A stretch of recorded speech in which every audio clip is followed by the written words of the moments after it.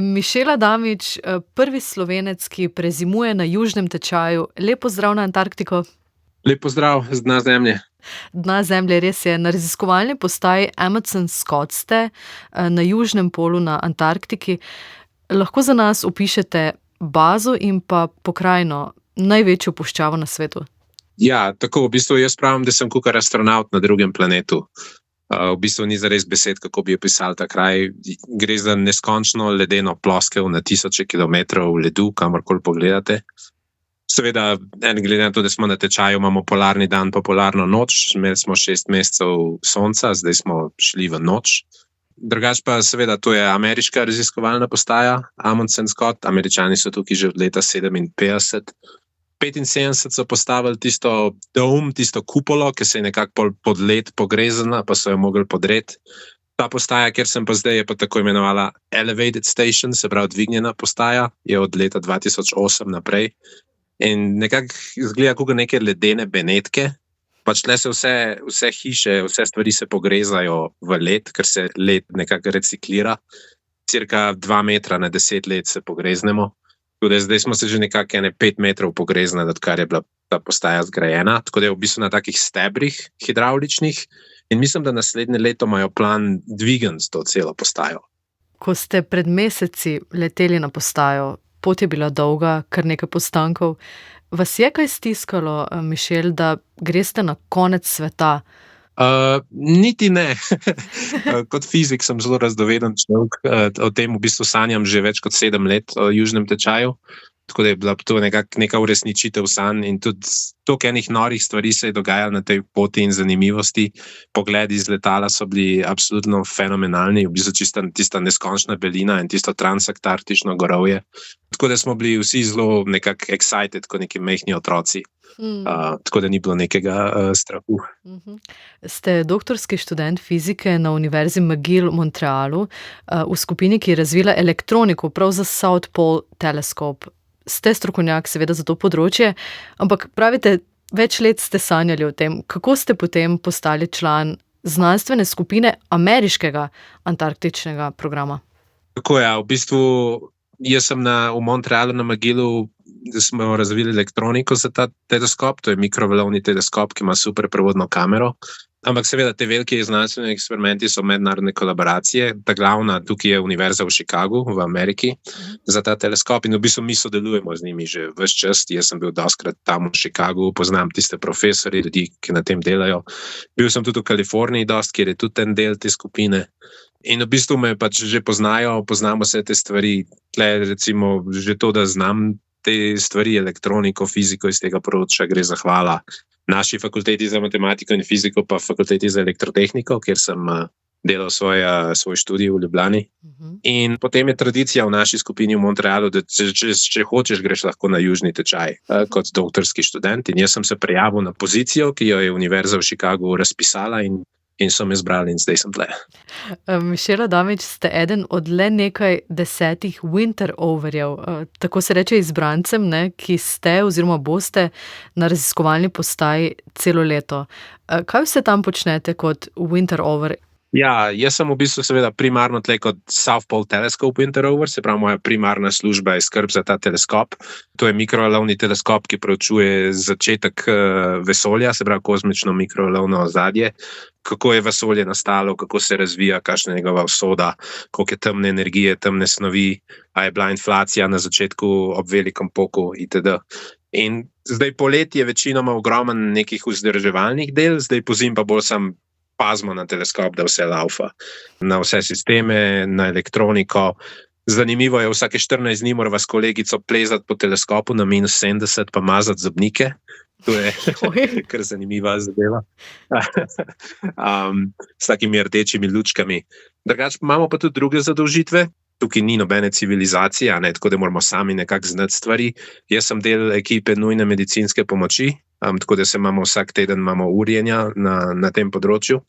Potem sem pa tudi nekako polet dobil neke dodatne ekstra zadolžitve. Jaz sem tako imenovan fueli, se pravi nekdo, ki skrbi za gorivo.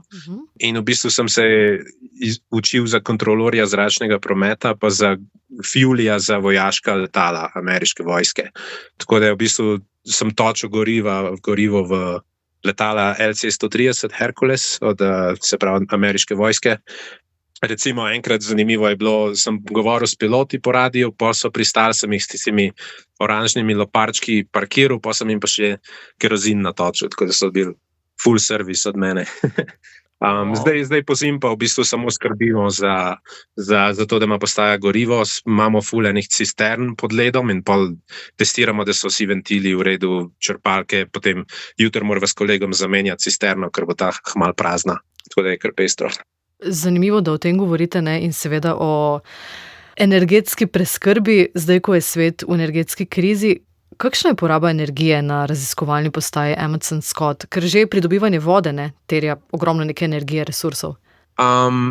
Zdaj, mi načeloma, seveda poraba energije je visoka, mi smo na 100% fosilni energiji, porabimo približno 2 milijona litrov polarnega kerozina na leto, se pravi, preračunajte na 40 ljudi, to je katastrofalen ogljični odtis na prebivalca. Ampak tukaj so pač ekstremne razmere in za vzdrževanje življenja seveda rabite ogromne količine energije. Naši generatorji imajo v bistvu zelo dober izkoristek, ker recikliramo odpadno toploto za oskrbo od postaje s toploto. So bile tudi študije v preteklosti, da bi imeli vetrnice, recimo, ker skozi veter piha, ampak problem je, da se vam, v bistvu smo na ledeniku in vse drsi par metrov na led in bi se vam v parih letih bi se vam te vetrnice podrle. Včasih tam v 60-ih se mi zdi, na McMurdu postaji so med jedrski reaktor, to so zlati stari časi, ne? Mogoče se nekoč vrne jedrska energija na južni tečaj. Mišela Damič, danes ste bili zadolženi za pomivanje posode. Pri nas v Sloveniji je jutro, pri vas na Antarktiki je večer, če gledamo tako. Kako pridete do vode? Ste na 3000 metrov debeli ploskvi ledu, ni vode, povedala sva že, to je največja puščava na svetu. Tako je, to je zelo dobro vprašanje. Se pravi, imamo veliko vode, samo na pašnem agregatnem stanju. Tako da rabimo veliko energije, da jo stalimo. V bistvu ti generatorji, ki jih imamo, ki proizvajajo elektriko, proizvajajo tudi odpadno toploto in potem dobimo vročo vodo iz tega. Kako dobimo vodo, je kakor nekako z vročo vodo ubrizgavamo v led, se pravi vrtamo v led z vročo vodo in nastaja nekakšna ta vrtina ledena. In seveda, ko se ta led tali, črpamo svežo vodo ven. Ta voda je v bistvu 10 000 let star led, tako da nima nobenih mineralov, kot neka destilirana voda. Najprej gre čez razne filtre, da ni kakšnih vesoljcev noter, itd. Potem pa dodamo minerale, da pač lahko ljudje to normalno pijemo. Kaj pa tuširanje? Verjetno je omejena raba vode. Tako je, tuširamo se 2-krat na teden po 2 minuti. Voda je zelo omejena. Tukaj smo na najbolj suhi puščavi, tako da nos ne dela kaj preveč dobro, tako nekako človek zdrži, brez problema. Včeraj oziroma ta vikend smo dobili pa celo 5-minutni tuš, prvič, odkar sem tle, ker smo mogli, ker ena vrtina se začela zapirati in smo rabili veliko neke vroče vode sprati noter. Ker imamo vrtino, kjer črpamo vodo in imamo drugo vrtino, kjer pa dajemo odpadno vodo. In tista odpadna se je začela zapirati in smo mogli nekako z vročo vodo jo spet odpreti. Tako da smo dobili zastonj ekstra tuš. Tudi fekalije bodo ostale za vami, ne? Nekje globoko zamrznjene, če prav razumem. Odpadni drekci. Odpadni drekci ostanejo tukaj zamrznjeni zavedno. Samo ostale vse smeti odpeljemo nazaj v Kalifornijo. Ko ste rekli, da nos ne deluje čisto prav, kaj pa okus hrane in kako jo pripravljate? Pripravijo jo drugi? Tako je, pač jo tukaj drugi kuhajo. Meni se zdi okus, nisem enak, ne vidim neke razlike. Imamo ameriško hrano, zdaj imamo zelo dobre kuharje, tako da se ne pritožujem. Mišela Damič, pravite zdaj po zimi, ko je ves čas tema. Kako se počutite psihično? A kdo preverja vašo psihično stabilnost in pred odpravo, ali je bilo to tudi del zdravniških pregledov, številnih zdravniških pregledov pred potovanjem na Južni pol? Imeli smo te zdravniške preglede. Niso nič tazga hudega, kakor si predstavljate, obdobite seznam stvari, ki jih morate narediti in pa greste k osebnemu zdravniku in pol vas on pošlje na laboratorije, pa rentgen pljuč, pa ultrazvok žolčnega mehurja itd. Včasih so imeli psihično testiranje prav na vojaški način, zdaj tega ni več, imamo pa tako imenovan team building v Koloradu, en teden, kjer se pač ta razne absurdne naloge, pač čovne iz kartona morate graditi, pa itd. Tekmovati. In v bistvu vas inštruktori skozi gledajo, a je kakšen čuden človek, ki bo takoj znoril, kako dela v skupini itd. In če je kakšen tak model, ne, ki se ne razume dobro z ljudmi, ga izločijo. Letos smo imeli eno, ki je bila izločena med temi testi. Se pravi, to je nek nadomestek teh psihičnih testiranj. Zdaj, kako pa se s tem tukaj spopadamo? Najbolj važen je, pač itak imamo razne filme, gledamo pa dogodke, imamo pa zabave. Tako, recimo, ko se pogovarjamo ob kosilu, pa večeri imamo pač šale, zbijamo, dobra volja je nekako najbolj važna. Norca se delamo iz našega šefa, se pravi slovenskega zeta, kakšne bile počne po svetu, pa tisti njegovi tviti, da ne veš, aj Onion News, aj resnica. Ni težko, ne? Ja. Drugače pa tako se mi zdi važen, da niso možgani skozi na Antarktiki, recimo gledamo filme, YouTube itd., da se nekako da vidiš, da še obstajajo rastline, pa živali, pa resničen svet, pa tako, da se ti ne zmeša. Pol ob sobotah nabijam RH202 od Tima Urbanje, najboljša oddaja na planetu. Hvala, Tim. Poleg globalne vasi, seveda. Tako, najbolj važna stvar je pa čist attitude. Ne? A imaš ti v sebi nek pozitiven duh, a si hvaležen, da si tukaj, da si eden redkih ljudi, ki imajo priložnost biti tukaj, ali si tam, ni tega, ni tizga, to je hudo, to je slabo. Imamo tudi tukaj tako imenovan pravimo Negativity Club, ki ima cirka 4 člane zdaj in ki so recimo takšni ljudje, ki so zelo nekako depresivni pa slabe volje. Ja, tako je, jamrači, tako je, ki se skozi pritožujejo. Ampak ja, jaz definitivno nisem med temi. Poletna sezona turističnih obiskov, nam lahko poveste več o tem? Zdaj je mimo, zdaj je zima, ampak kako je to videti in kaj si mislite sploh o takem turizmu, o avanturah, ki so dostopne najbolj premožnim? Že en sam obisk, če sem pravilno prebrala, enodnevni je nekje tam $100,000 na osebo. Tako je. Tako bom rekel, živimo v sistemu, v katerem živimo, v kapitalizmu, denar je sveta vladar.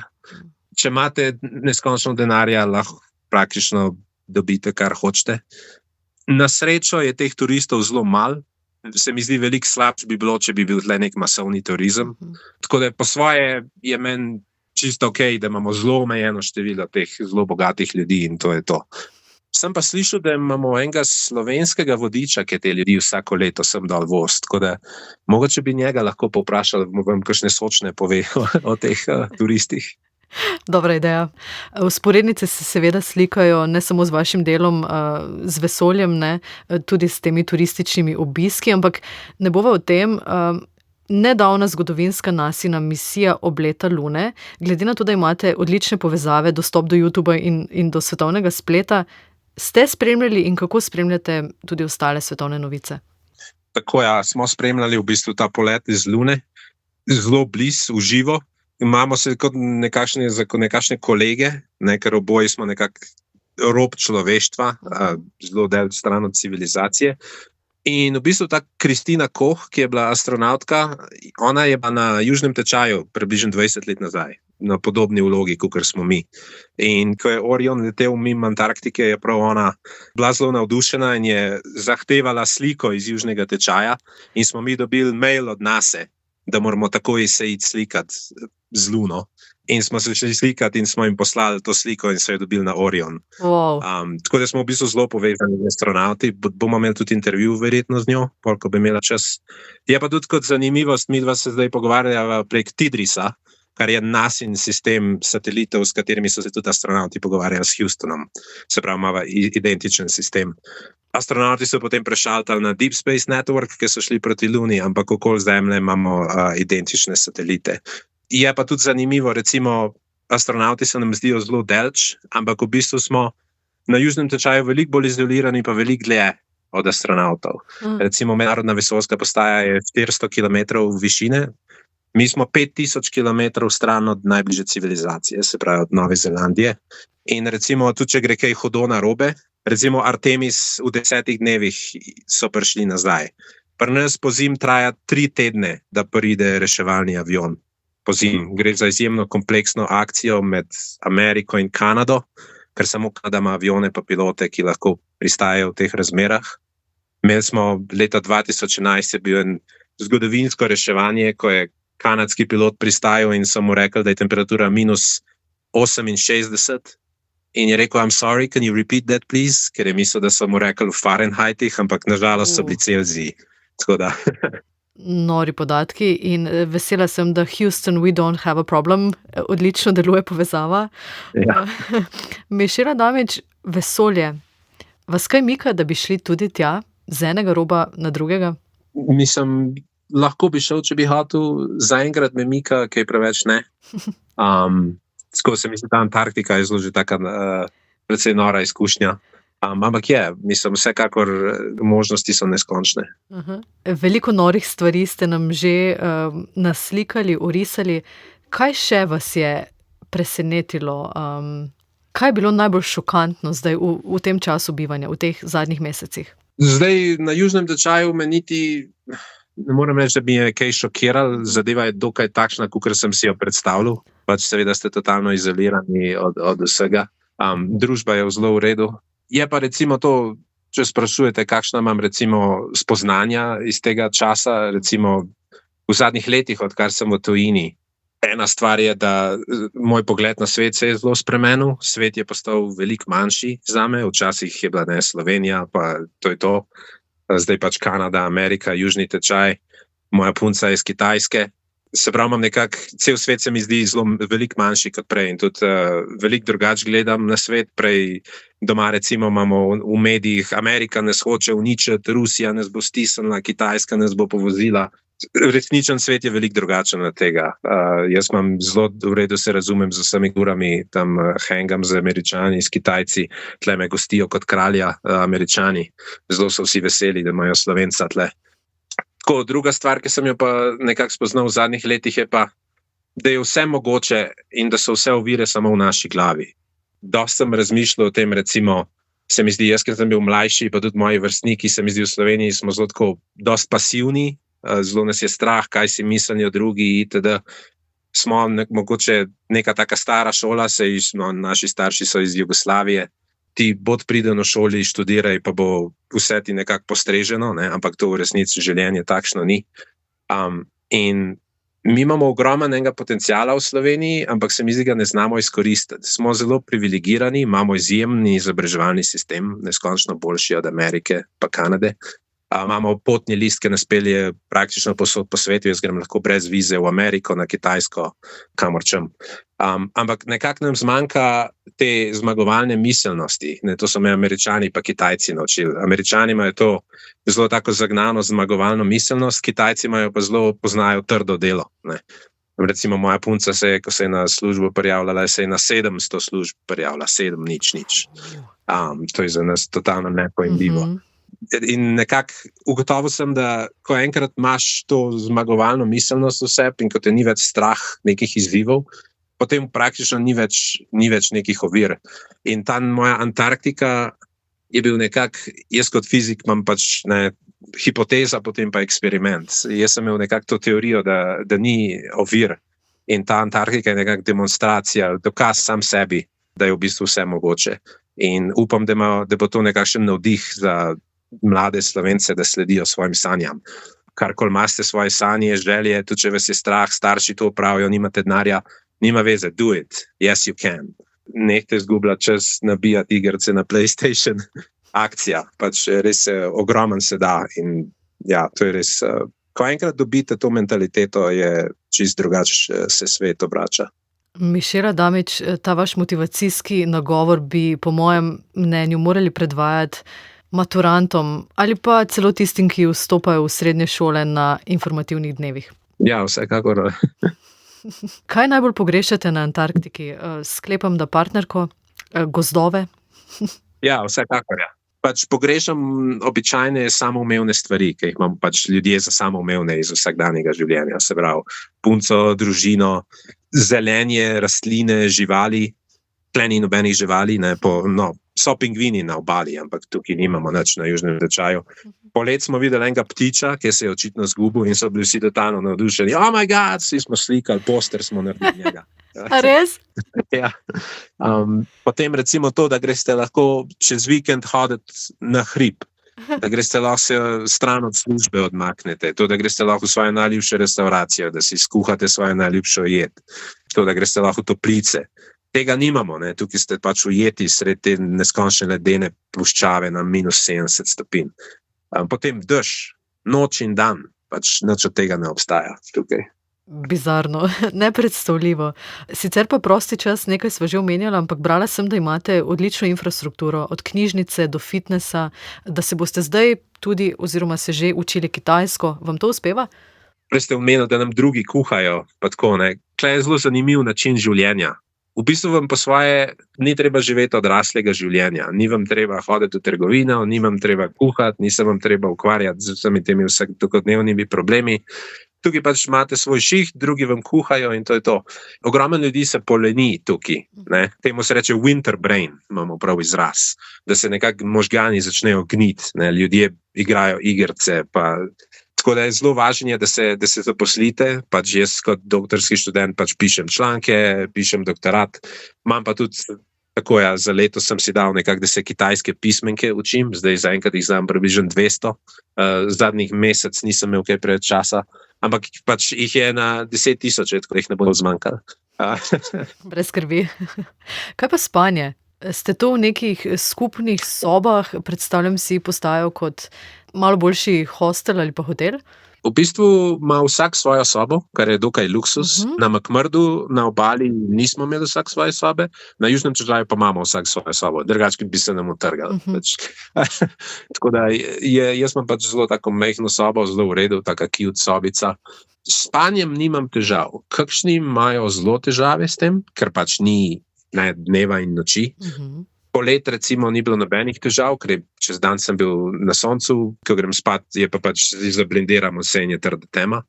Zdaj po zimko je pa skozi tema, pa se mi zdi, da če delam čez dan, ne, sem aktiven, grem na teleskop itd., sem utrujen zvečer in normalno zaspim, tako da jaz nimam s tem nobenih težav. Umetno smo pač na novozelandskem času, ne, tako da si pač umetno si naredimo dneve. Blizu v narekovajih. Čisto iz logističnih razlogov, ker smo leteli iz Nove Zelandije, tam je ta ameriška baza za Antarktiko in pač zaradi vseh avionov itd., vsega tega komunikacije nekako je najbolj smiselno, da smo na istem pasu. Recimo, zdaj še ni čista zima, zdaj bi rekel, da je neka pozna jesen, somrak, še zmeraj je rahlo svetlobe. Danes sem videl prve aurore, ampak imamo zelo toplo imamo zaenkrat, -55 stopinj Celzija, -75 wind chill. Mogli bi biti že okoli -70 zdaj, tako da je dokaj toplo. Največji sovražniki na mrazu so veter pa kovine. Recimo, kukar mal piha veter, takoj vam prsti zmrznejo. Midva, ki sva se slikala s tisto zastavo pri južnem tečaju, slovensko zastavo, po enem mesecu so se mi počas kukar toliko zacelili prsti, pa fotografu. Pa recimo, boh ne dej, da se kakšne kovine dotaknete na -60, vam takoj nastane freeze burn, kot da bi se opekel. Potem tudi zame, recimo, ko sem fuli ultra hladne tekočine, se pravi kerozin, mi imamo to shranjeno pod ledom na -50. Enkrat recimo sem si po lastni neumnosti, se mi je kerozin na volneno rokavico spravil in čez 3 sekunde mi niso več prsti delali. Tako da sem mogel hitro iti na rokavico dol pa na pečko za 20 minut. Zrak je v bistvu zelo suh, tako da to ni če se ne premika, ni kriza. Mi smo recimo imamo savno in gremo lahko ven v kopalkah za 10 minut na -60, brez problema.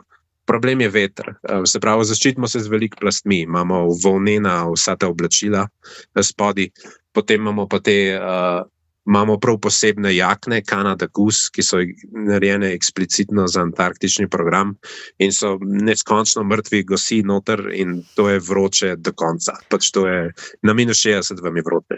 Tako da imamo ustrezno opremo. Je pa treba vso kožo pokriti, se pravi, imamo balaklave, smučarska očala, dvojne rokavice itd. Pa tudi imamo recimo take grelnike, imamo kemijske, ki si jih damo noter v rokavice. Koliko časa se oblačite, da lahko greste na sprehod ali pa ven na delo? Zdaj, ko sem navajen že nekaj preveč, recimo 10 minut. Rutinsko že, ne? Ja. Mišela Damič, kdaj se vračate v Kanado?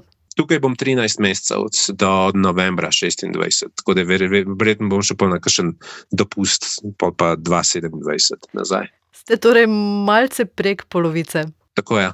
Mišela Damič, hvala za izjemno zanimivo oglašanje in pa lep pozdrav na Antarktiko. Ja, hvala vam.